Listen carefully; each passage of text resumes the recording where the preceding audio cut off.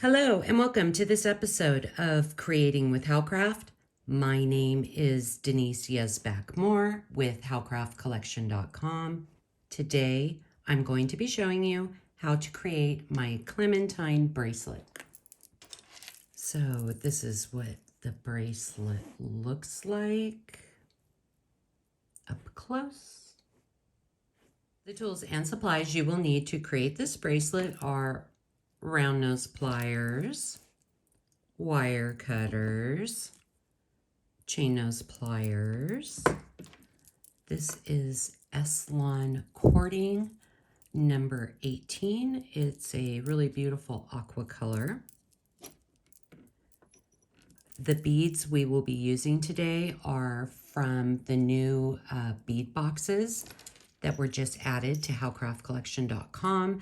These little metal beads came from the amber bead box, and the rest of our beads came from the aqua bead box. We'll need 4mm jump rings, a head pin, a lobster clasp, and 2 8mm jump rings. I have a couple of tricks I will be showing you today. For those tricks, you will need a wire brush. This one is not sharp.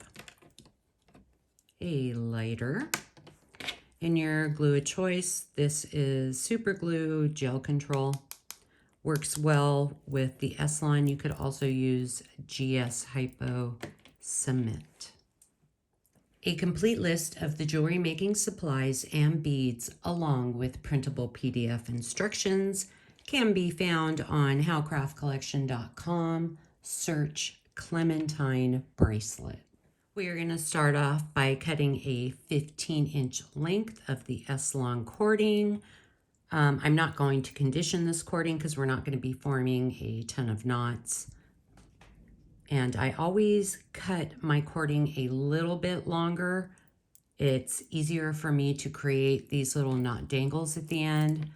You could probably get away with 12 inches, but it will be harder to form the knots at the end, so I suggest 15 inches. If you watched my last S-Lon cording bracelet video, I used nail polish to form a little needle.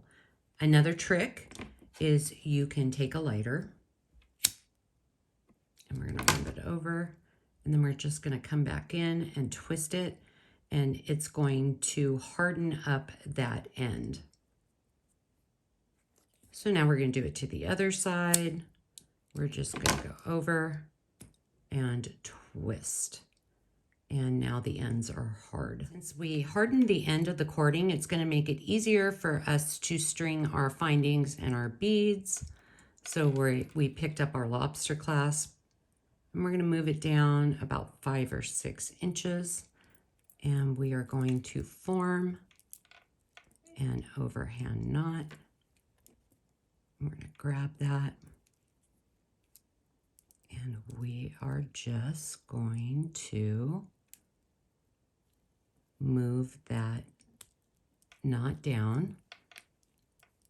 And now we're going to separate the strands, and we are going to tighten the knot. For S-Lon cording, I like to dab a little bit of glue on the end of my knot, so it's nice and secure. So we're just going to come back in, and we're going to dab a tiny bit of glue on each side of that knot, and we are going to let it dry. Now the fun part, we get to start stringing our beads. So I just picked up a little seed bead, and we are going to pass that through, bring it down to the end, and we're going to pick up our little metal bead, and then our metal rondelle, and then our tube bead. We're going to bring those down to the end.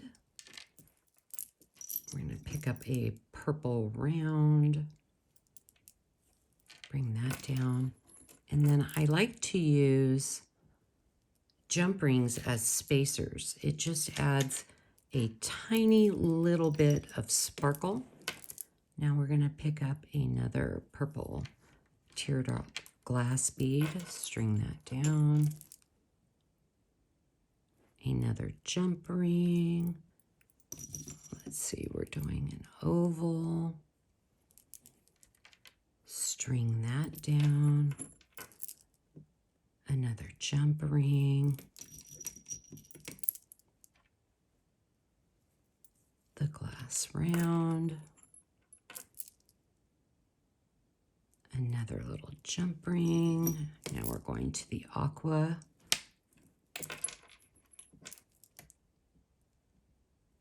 Jump ring.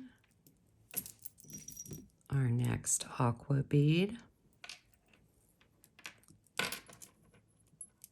Another jump ring. Our aqua tube bead. Jump ring.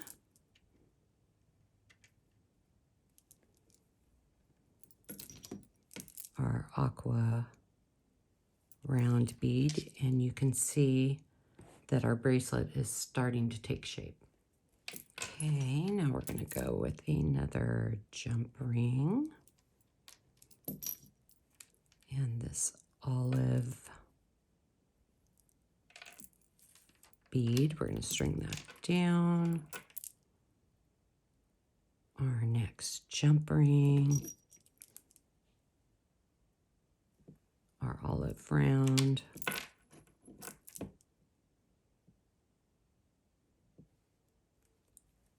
jump ring,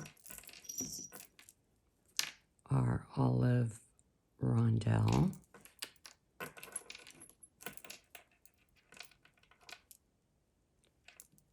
jump ring, our olive bead. We're going to string that down. And now we are going to string our little gold bead. We are stringing our gold bead down.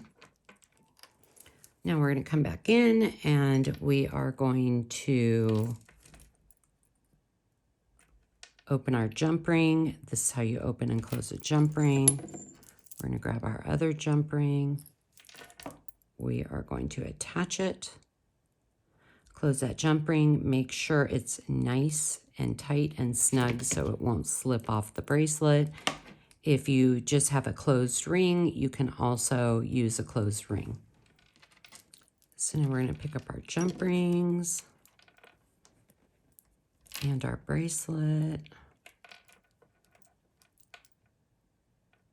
And we are going to string our jump rings down.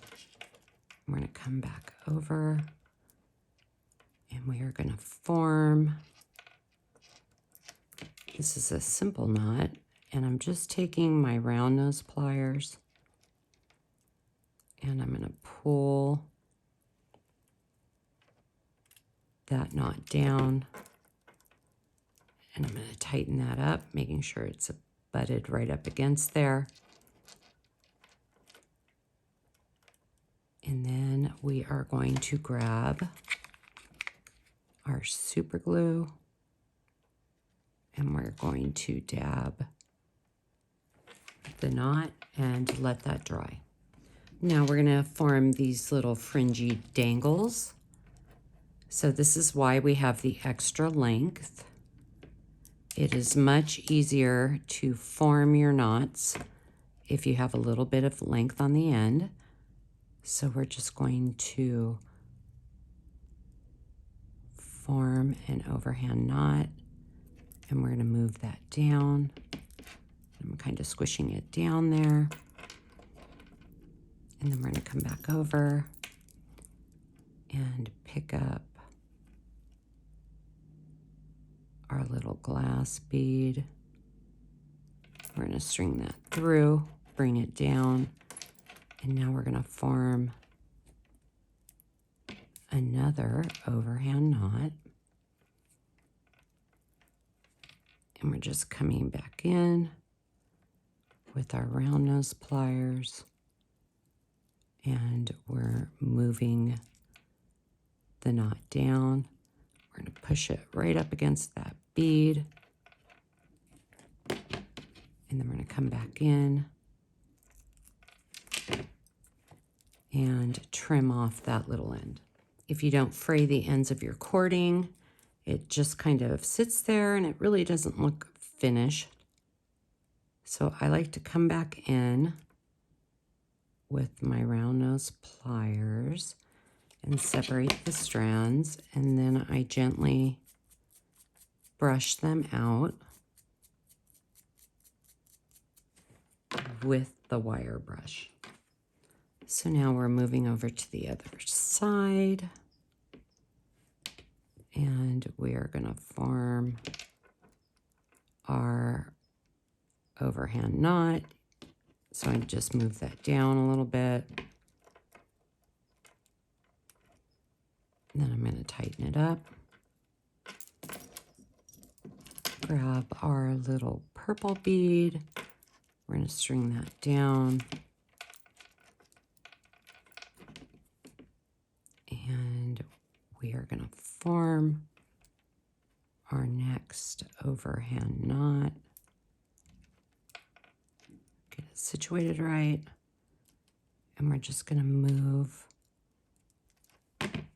that knot down and then push that knot up to the bead, come back in, trim that little end,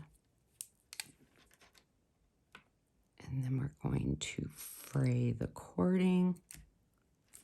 We're going to come back in with our brush.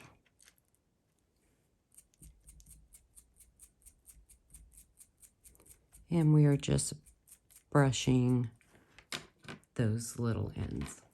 At this point, you can leave the bracelet the way it is. Of course, I always like to add little dangles.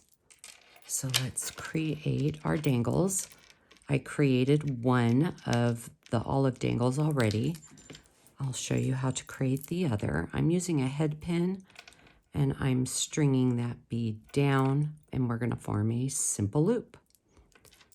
So we're just going to bend that wire down, trim that little end, and with our round nose pliers, we are going to roll the wire towards us to form a simple loop. Now we're going to come back in, we're going to open our loop, pick up our bracelet, attach, close that loop, grab my other olive one that I had pre-made, and we're going to attach that onto the second jump ring, and we're just going to close the loop. You're testing the two techniques, either burning the end of the cord or putting nail polish at the end of the cord. I recommend using nail polish. It doesn't come undone, and I think it's easier to string the beads. And there you have it, how to create my clementine bracelet. If you are watching on YouTube, please like and subscribe at Howcraft USA. Follow us on Instagram at Howcraft Collection Beads. Be sure to visit howcraftcollection.com for more inspirational DIY projects and for all your jewelry making needs. New beads are added weekly, and each week howcraftcollection.com features a fabulous new sale. I hope you enjoyed this video, and I will see you next time.